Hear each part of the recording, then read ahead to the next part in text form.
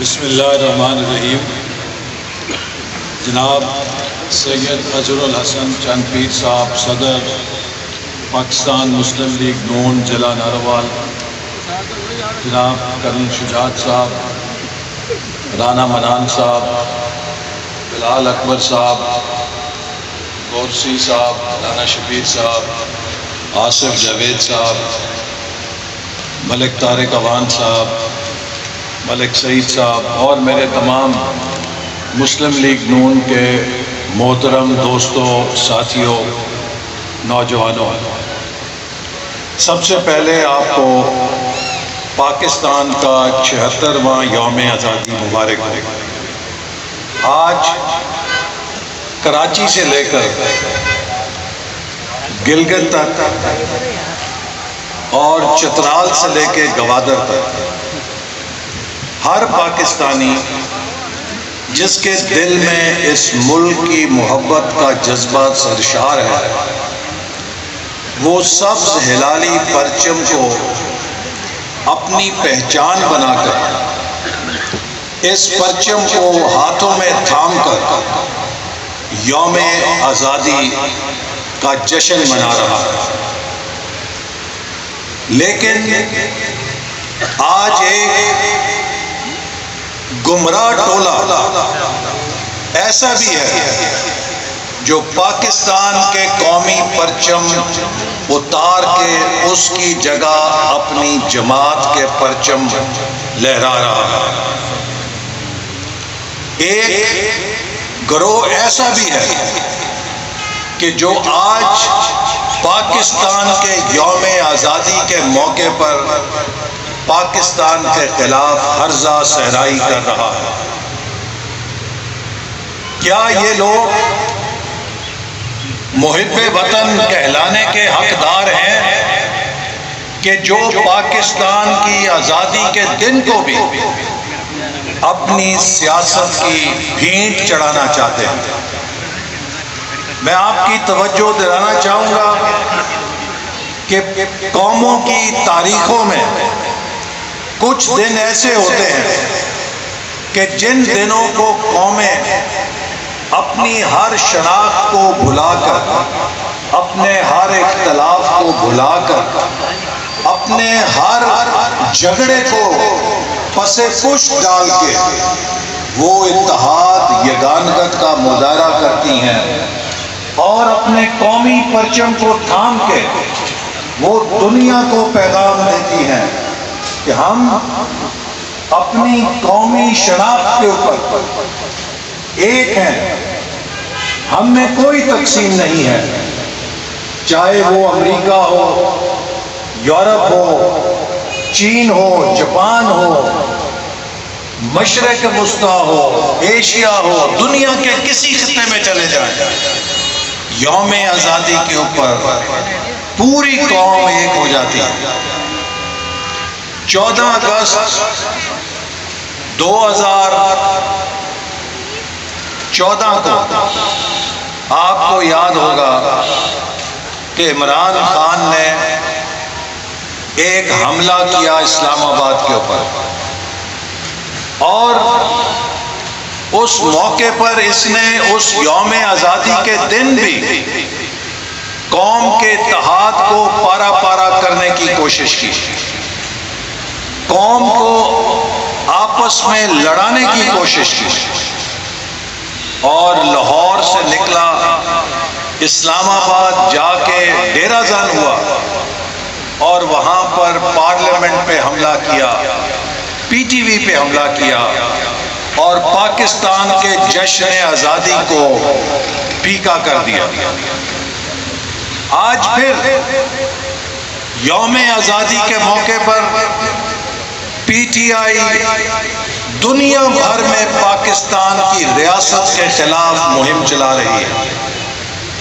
ملک کے اندر شرمناک تقاریر کر رہی ہے۔ میں آپ کی توجہ اس طرف بھی مبذول کراؤں گا کہ آپ کو یاد ہے کہ 9 سال ہم نے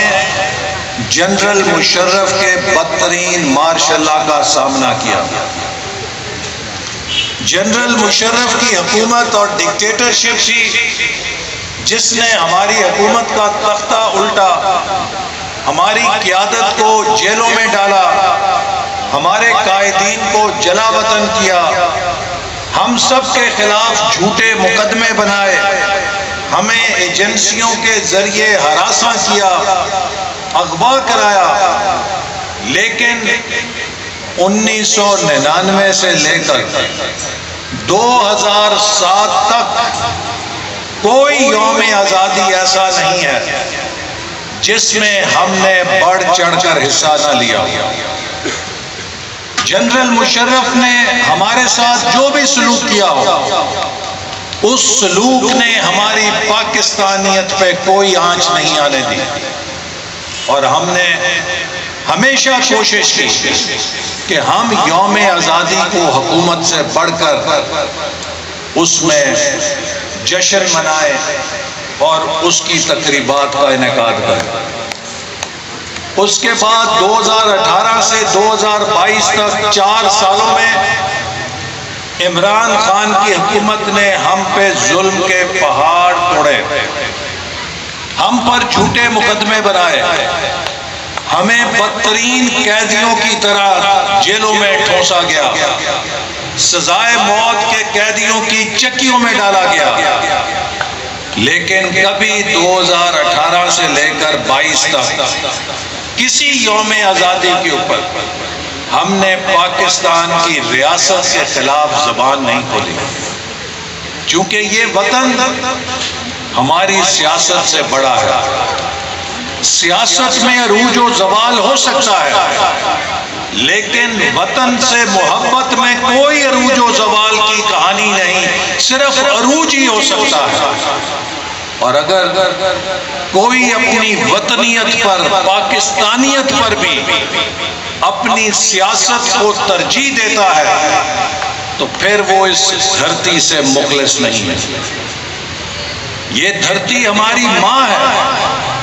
ماں کے ساتھ محبت اس بنا پہ نہیں کی جاتی کہ آپ کو ماں نے وقت پہ کھانا دیا ہے یا لیٹ کھانا دیا ہے، ماں نے آپ کو جھاڑا ہے یا ماں نے آپ کو پیار کیا ہے، اس کے ساتھ آپ کا ماں سے رویہ نہیں بدلتا، چونکہ ماں ہوتی ہے، وہ جھاڑے تو پھر بھی ماں ہے اور وہ پیار کرے تو پھر بھی ماں۔ تو ہماری حکومتوں سے شکایتیں ہو سکتی ہیں، لیکن اس دھرتی ماں سے کوئی شکایت نہیں ہو سکتی۔ تو میرے دوستو، اللہ تعالیٰ کی طرف سے ایک ایک کر کے پردے اٹھ رہے ہیں کہ یہ شخص جس نے اپنے چہرے پر ایک نقاب ڈالا ہوا تھا، قوم کو دھوکے دے رہا تھا کہ میں پاکستان کی آزادی لے کر آؤں گا، میں پاکستان میں انقلاب لے کر آؤں گا، آج قوم کو اس کی حقیقت نظر آ رہی ہے